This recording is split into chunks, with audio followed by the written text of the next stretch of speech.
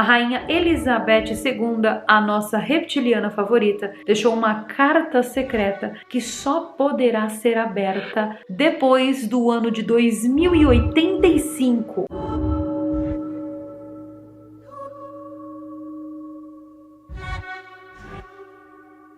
A rainha Elizabeth II deixou uma carta para a humanidade que só poderá ser lida em 2085. E muito se especula sobre essa carta. Só que depois do que você vai assistir aqui nesse vídeo hoje, você vai começar a entender o verdadeiro motivo pelo qual a coroa britânica tem tantos segredos guardados e escondidos às 7 chaves. Essa nossa história começa em dezembro de 1980, onde uma série de eventos misteriosos ocorreu na floresta de Rendlesham, em Suffolk, na Inglaterra. Esse local é conhecido como a Roswell Britânica, e esse incidente envolveu avistamentos de objetos voadores não identificados por militares da Força Aérea dos Estados Unidos que estavam estacionados nas bases de Half Woodbridge e Half Bentwaters. E décadas depois, surgiram alegações de que a rainha Elizabeth II foi informada sobre o ocorrido, levantando questões sobre o envolvimento da monarquia britânica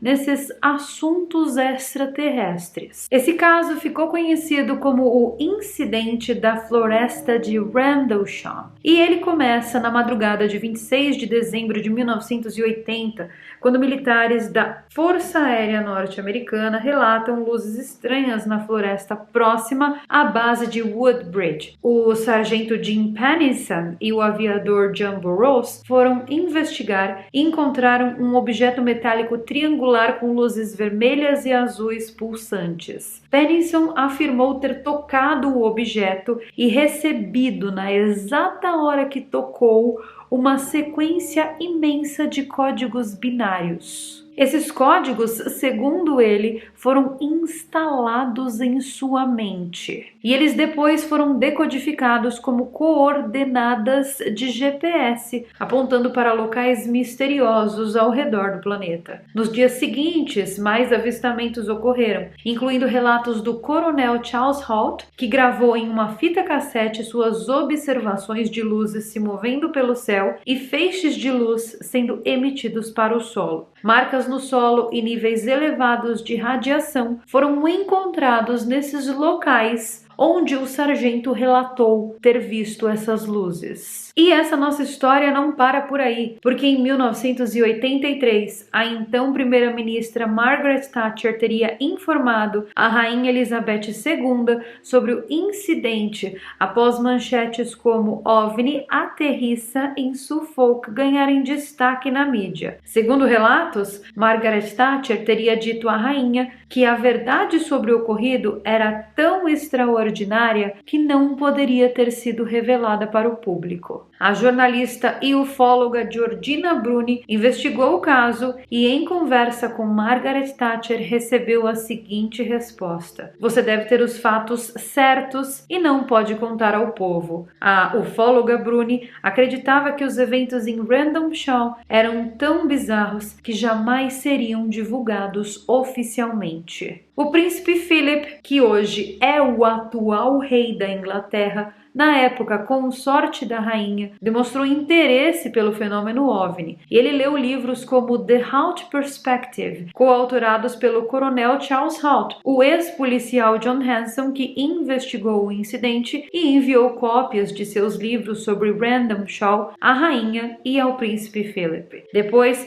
ele recebeu agradecimentos e a informação que seria adicionada à coleção pessoal de OVNIs do Palácio de Windsor. O caso Rendlesham, assim como o caso Roswell, se tornou um verdadeiro campo minado de especulações, o que consideramos absurdo, porque apenas assim fomos treinados a pensar. Quando a versão oficial soa tão absurda quanto a alternativa, resta ao observador atento escolher qual absurdo parece mais real. E sinceramente, o Rendlesham é exatamente isso. É um labirinto de versões, é silêncio, é documentos desaparecidos, verdades soterradas sobre anos de informação e desinformação deliberada. E agora eu vou contar para vocês tudo o que aconteceu e principalmente as principais teorias envolvendo esse caso que é extremamente misterioso e que beira a loucura coletiva. Existem fontes que revelam que o que aconteceu em Rendlesham, na verdade, não foi um caso ufológico, mas sim foi um experimento militar secreto britânico com tecnologias não humanas. Uma das teorias mais consistentes diz que Rendlesham foi palco de um teste secreto militar com uma tecnologia alienígena de engenharia reversa. E isso explicaria a presença dos oficiais americanos e britânicos em ações conjuntas e os posteriores relatos de radiação, marcas no solo e códigos binários e principalmente toda essa simbologia não humana que foi observada no local. Alguns pesquisadores de OVNIs sugerem que o objeto avistado por Penninson não era um OVNI, mas sim um dispositivo de origem extraterrestre que já estava em posse das Forças Armadas. Dispositivo esse que possivelmente teria sido entregue por algum tratado ou um acordo sinistro entre governos e entre entidades não humanas. E o mais preocupante de tudo isso,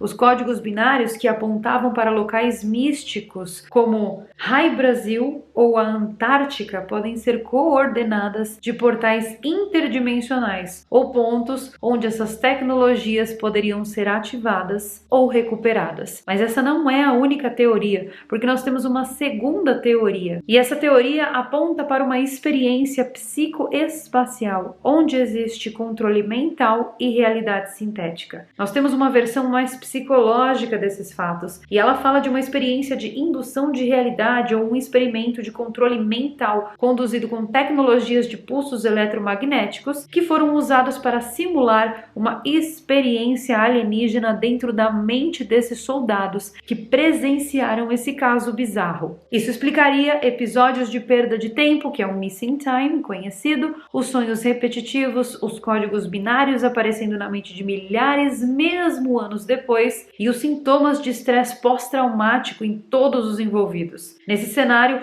o OVNI seria uma projeção holográfica ultra avançada, testando a capacidade de manipular as percepções sensoriais humanas. E o objetivo de tudo isso seria avaliar a eficácia de experiências simuladas de abdução, algo que muitos dizem que já está sendo usado em larga escala pela elite global. Mas é claro que essa é só a nossa segunda teoria, porque nós temos uma ainda mais perturbadora. E essa nossa terceira teoria fala que, na verdade, tudo isso era uma manipulação temporal e que esse objeto veio de outro tempo. Essa daqui é com certeza a teoria mais ousada e ao mesmo tempo a mais fascinante de todas, e ela aponta que o objeto avistado na floresta era um artefato humano do futuro. E isso explicaria essa aparência metálica estranha, a simbologia incompreensível sem ligação com qualquer idioma atual e a ausência de ruídos no motor ou na propulsão. O sargento Penninson teria tocado uma cápsula temporal enviada por seres humanos de um tempo distante, talvez com o objetivo de observar pontos críticos da nossa linha do tempo, momentos em que decisões militares, políticas ou ambientais poderiam ter criado futuros alternativos,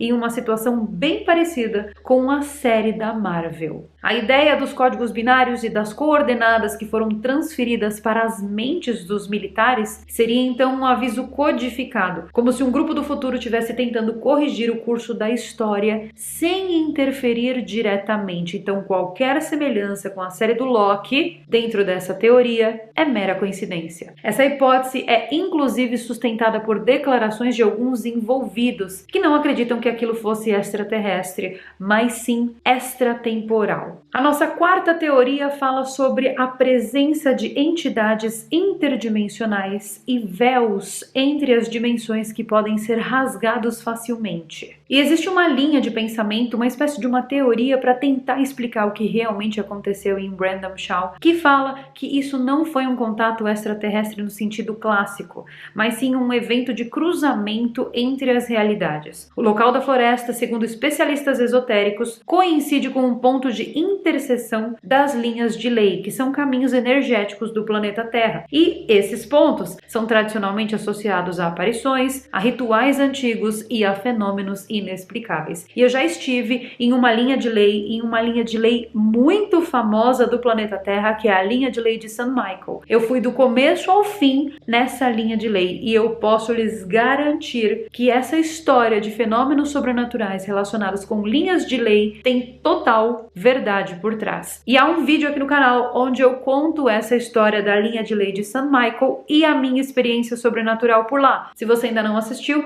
deixarei o link aqui em cima nos cards e também aqui embaixo na descrição para você assistir. É muito interessante e vale a pena dar uma conferida. Tudo que foi presenciado naquela noite por aqueles soldados, ou seja, os símbolos, a névoa amarelada, seriam sinais clássicos de fenômenos interdimensionais. E o próprio objeto tocado por Peniston seria um catalisador simbólico que conecta as mentes humanas a realidades paralelas. E por último, mas não menos importante, nós temos uma teoria que é raramente citada, mas que é um tanto quanto que interessante e que merece espaço nesse vídeo sim. Essa teoria sugere que o contato com esse objeto foi um experimento, uma espécie de procedimento de coleta de dados genéticos. Isso explicaria porque alguns militares foram diretamente expostos ao fenômeno e porque Peniston sentiu uma descarga elétrica, talvez fosse uma varredura neurológica, e porque códigos binários permaneceram com ele como se tivessem sido implantados na mente dele. Essa hipótese também fala sobre uma classe de seres conhecidos como os observadores, cuja função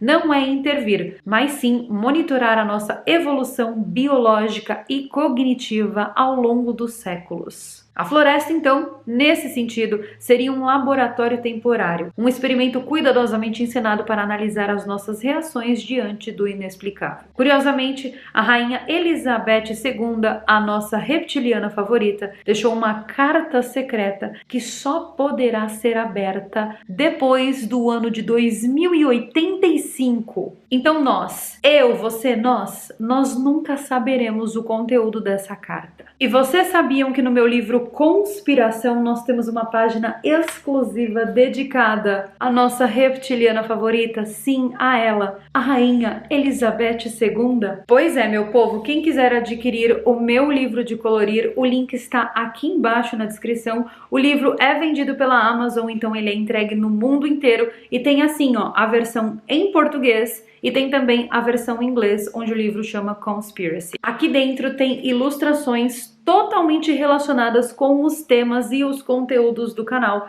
para você colorir e pintar com a sua família ou sozinho, se você for sozinho. Como por exemplo aqui nós temos a ilustração dos Arcturianos, que foi colorida por mim em live aqui no canal. Mas são diversas ilustrações, todas elas relacionadas com os temas aqui do canal. E se você tiver interesse em adquirir esse livro, o link tá aqui embaixo na descrição, juntamente com o link dos meus outros livros, porque sim, eu tenho livro de pintar, mas tem o livro de ler também. Mas e aí? E essa história dessa carta que a rainha Elizabeth II deixou, que só pode ser lida depois do ano de 2085? O que será que tem dentro dessa carta? Lá em 1986, quando a rainha Elizabeth estava visitando Sydney, especificamente, ela escreveu uma carta à mão com instruções bem específicas. E o mais interessante de tudo isso é que essa carta está selada, trancada em uma cúpula dentro de um cofre de vidro. E ela tem instruções precisas de que ela não pode ser aberta, que ela não pode ser lida antes do ano 2085 depois de Cristo. Alguns especulam que ela conta dentro dessa carta segredos, como esse segredo do que aconteceu na floresta em Randolph. Agora, vindo de onde vem, ou seja, vindo da nossa reptiliana favorita, o conteúdo dessa carta pode ser extremamente mais absurdo do que simplesmente uma história de um OVNI que caiu numa floresta. Vocês não acham, não? Em todo caso, nós nunca saberemos, porque nós morreremos antes. Agora, sobre o caso de Randolph, em qual das teorias você acredita? Você acredita em alguma dessas teorias ou você tem a sua teoria particular? Comente aqui embaixo. Você acha que é um objeto do futuro? Você acha que existiu algum tipo de manipulação genética? Você acha que era um experimento psicoespacial? Ou você tem alguma outra teoria que eu não mencionei aqui? Aliás, você já tinha ouvido falar desse caso? Bom, eu vou me despedindo por aqui. Eu tenho certeza que essa história foi bem cabeluda, não foi? Em todo caso, eu vou deixar aqui embaixo para vocês uma palavrinha mágica para vocês comentarem aí do vídeo de hoje. E a palavrinha mágica do vídeo de hoje é reptiliana, em homenagem à nossa reptiliana favorita. Que Deus a tenha. Eu ia falar que Satanás a tenha, mas aí eu achei pesado. Vocês não acharam pesado? Bom, eu vou me despedindo antes que eu fale mais alguma coisa, né, que possa comprometer a minha saúde física e psicológica. Um super beijo para vocês e eu vejo vocês, se a coroa britânica permitir, claro, no nosso próximo vídeo. Bye!